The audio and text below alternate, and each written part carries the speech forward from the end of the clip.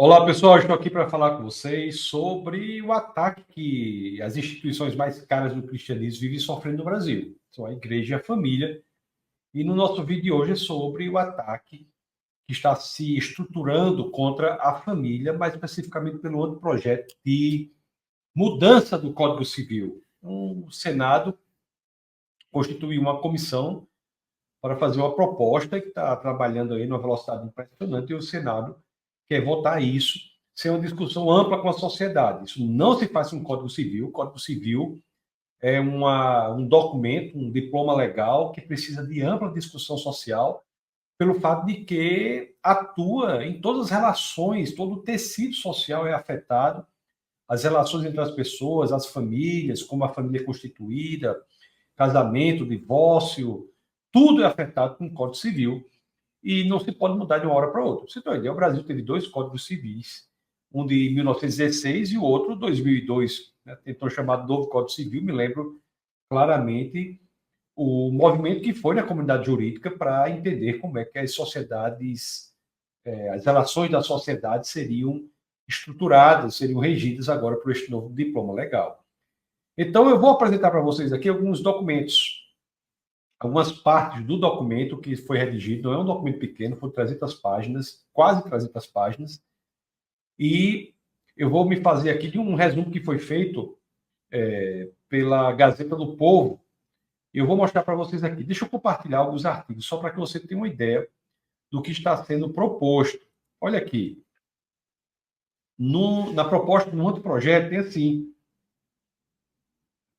a inclusão desse artigo aí, o 1511-A, com o parágrafo 1º, que vai dizer assim, olha o que o parágrafo 1º vai dizer: a potencialidade de vida humana pré-uterina ou uterina é expressão da dignidade humana e da paternidade e da maternidade responsáveis.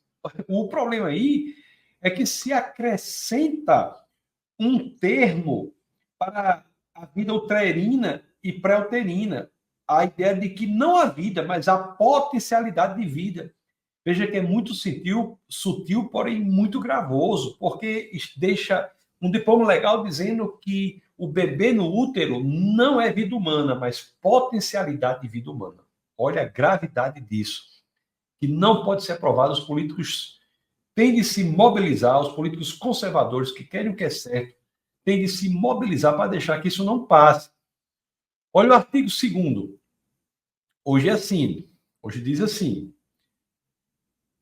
a personalidade civil da pessoa começa com o nascimento com vida, mas a lei põe a salvo, desde a concepção, os direitos do nascituro.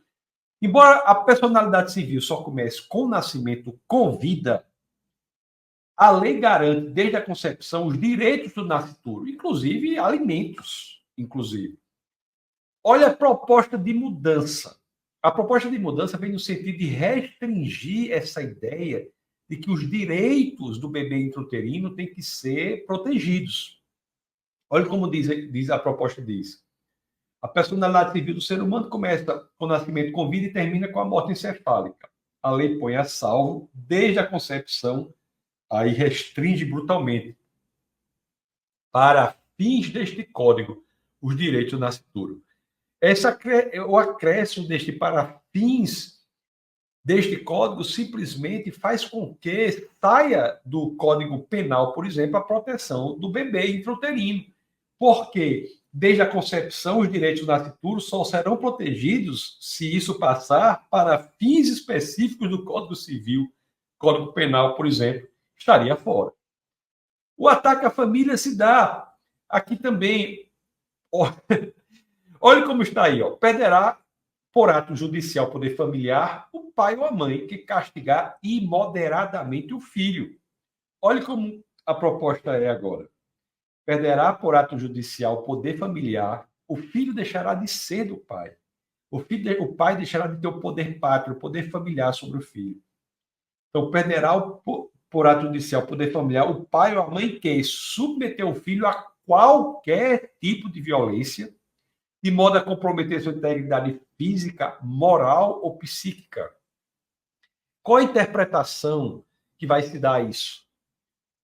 Qual é o ato que um pai pode fazer que poderia comprometer, segundo a ótica comunista, uma integridade moral do filho.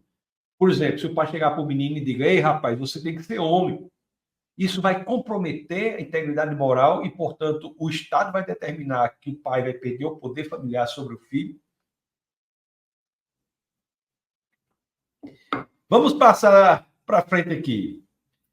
O Código traz, no artigo 1702, um novo conceito: sociedade convivencial. O que é essa sociedade convivencial? O que é isso? Como é que vai ser definido sociedade convivencial? Uma sociedade convivencial pode ser, por exemplo, 3, 4, 5 pessoas. Sociedade convivencial pode ser, no máximo, quantas pessoas? Como é que esse conceito vai ser estruturado? Então, essa será uma família de muitas pessoas, uma família de qualquer jeito. A questão da ideologia de gênero, olha o acréscimo do artigo 4º-A. É reconhecida a autonomia progressiva da criança e do adolescente, devendo ser considerada a sua vontade em todos os assuntos a eles relacionados, de acordo com sua idade e maturidade. Então, a lei vai dizer que tem de se reconhecer a autonomia progressiva da criança e do adolescente em todos os assuntos. Autonomia quer dizer que não precisa da opinião do pai e da mãe, da autorização do pai e da mãe. Para todos os assuntos, inclusive mudança de sexo, em alguns lugares do Ocidente já se faz hoje bloqueamento ou tratamento hormonal irreversível, intervenção cirúrgica irreversível em crianças sem consultar os pais. É para isso que está se abrindo a porta jurídica no Brasil. O artigo 16 fala assim: toda pessoa tem direito ao nome, nele compreendidos o prenome e o sobrenome. Olhe como é que vai ficar essa ideia de nome agora, segundo a proposta. A identidade da pessoa natural se revela por seu estado individual, familiar e político. A identidade se revela pelo estado político, não se admitindo que seja vítima de qualquer discriminação quanto a gênero e orientação sexual ou características sexuais. Aí o parágrafo 1º diz algo muito estranho. O nome é expressão da individualidade e externa a maneira peculiar de alguém estar em sociedade. Quer dizer, o nome vai externar uma maneira peculiar, única, singular, de alguém estar em sociedade, o estado político de uma pessoa. Animalismo, artigo 91A, cria um conceito interessante do parágrafo 3º, da relação afetiva entre humanos e animais, entre homens e cachorros, homens e cavalos, homens e cabras, da relação afetiva entre humanos e animais pode derivar legitimidade para a tutela correspondente de interesses, bem como pretensão reparatória por danos experimentados por aqueles que desfrutam de sua companhia. É uma abertura aqui para um tipo de família entre espécies diferentes. O casamento é uma descrição de uma relação entre um homem e a mulher que não pode se repetir e de nenhuma outra forma, porque é apenas na relação do homem com a mulher que você tem a possibilidade de construção da família, que é a base da sociedade. O Código quer abrir agora até para uma futura compreensão de que pode haver família entre espécies diferentes. Portanto, meus amigos, temos que ficar bastante atentos ao que estão fazendo por aí.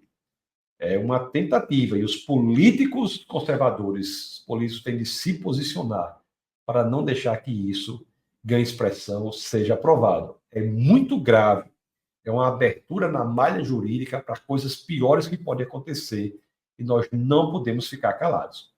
Grande abraço a todos, que Deus abençoe o Brasil.